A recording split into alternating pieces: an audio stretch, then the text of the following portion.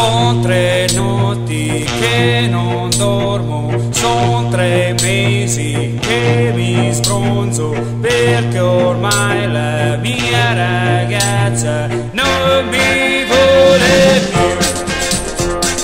Datemi un sollifero, vi prego amici miei, fate qualche cosa voi per me. Non son capace a prendere